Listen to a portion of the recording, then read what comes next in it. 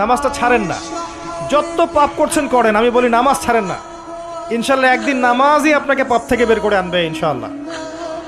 আর শয়তান আপনাকে হতাশ করতে চাইবে, শয়তান আপনাকে হতাশ করতে চাইবে যে তুই তো গার্লফ্রেন্ডের সাথে কথা বললি, রাতের বেলা পর্ন দেখলি, তুই তো ফ্রি মিক্সিংয়ে আছিস, তুই মাদকদ্রব্য খাচ্ছিস, তুই কাজে ফাঁকি মারিস, তুই ট্যাক্স আদায় করিস নাই, দুর্নীতি করছিস, তুই আবার নামাজ পড়বি কেন? শয়তান আপনাকে এগুলো বোঝাবে কিন্তু যে নামাজ তো আমার শোভা পায় না, আমি তো অনেক পাপী মানুষ। এই ধোকায় পা দিবেন না। আপনি নামাজ কন্টিনিউ করতে থাকেন, ইনশাল্লাহ আল্লাহ পাক আপনাকে পাপ থেকে বের করে আনবেন ইনশাল্লাহ। ওই নামাজটা যদি ছেড়ে দেন তাহলে আর কোনো হাতিয়ার বাকি থাকবে না। আর আপনি যত পাপ করেন না কেন মায়ুস হবেন না, মন ছোট করবেন না।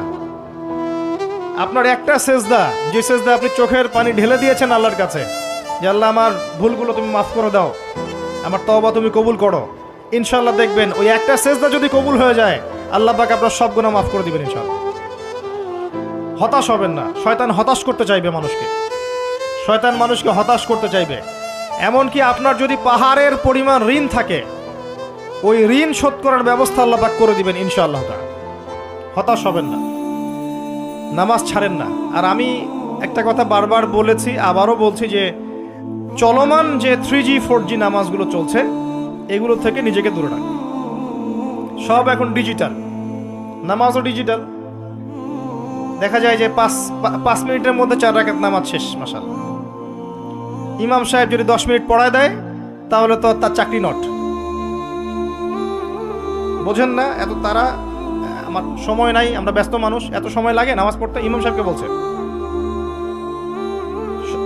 কমিটি ইমাম সাহেবকে চার্জ করছে, অথচ ইমামের উচিত তাদেরকে চার্জ করা। উল্টে গেছে এখন আর কি। ওইদিকে আসবো আমি। দাসী তার মনিবকে জন্ম দিবে, মানে সমাজের ন্যায় অন্যায়, ভালো মন্দ, হক বাতিলের মানদণ্ড উল্টে যাবে। দাসী কখনো মনিবকে জন্ম দেয়? মানদণ্ড উল্টে যাবে। আসেন রিল্যাক্সে নামাজ পড়বেন ইনশাআল্লাহ। আল্লাহ পাক তৌফিক দান করুন। নামাজের মধ্যে যা পড়ছেন এটাকে বোঝার চেষ্টা করতে হবে অর্থটা, তখন দেখবেন নামাজে মনোযোগ বাড়বে ইনশাআল্লাহ। তার আগে অজুটাকে ভালো করে করবেন, তাড়াহুড়া করে অজু করবেন, রিল্যাক্সে অজু করেন, অজুর অঙ্গগুলোকে সুন্দর করে ধন। অজু পরিষ্কার হয় না, এই জন্য নামাজে মনোযোগ থাকে না। আর একটা বদ অভ্যাস আমারও আছে, আপনাদের সবারও আছে আমি জানি। অজুতে আমরা যে পরিমাণ পানি খরচ করি, এই পরিমাণ পানি দিয়ে নবী সাল্লাল্লাহু আলাইহি ওয়াসাল্লাম গোসল করতেন।